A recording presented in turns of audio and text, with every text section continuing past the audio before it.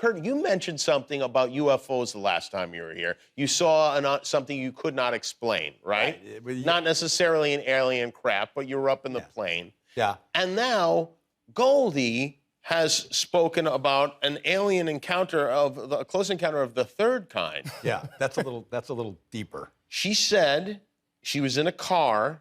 She saw 2 or 3 triangular-shaped heads. They were silver in color, had slashes for mouths, tiny little nose, no ears, and they touched her face. You see, when Jimmy Kimmel starts the story off with "she said,"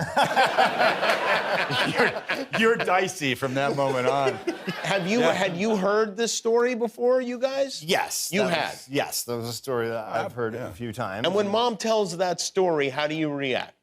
It's true. My mom probably is like a being from outer space. It's true. I mean, look at her. She's 77 and looks like she's like 26. But it's like, she has a lot of great stories like that, and you can't question them because she has other stories like that?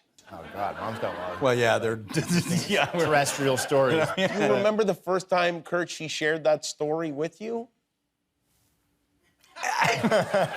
Actually, I was probably 3 or 4 days in. I don't know. You're like, yeah, whatever. It's cool. Have you seen, is everyone in the family had a UFO experience? I have. Yeah, I have, but it's really in the UFO, it's in the, like, it was an unidentified flying object. I'm not gonna say it was like, I didn't see an alien pop out of there and like, you didn't touch your face? No, nothing like weird happened. Okay. But what was great is that I have 5 people that can corroborate the story.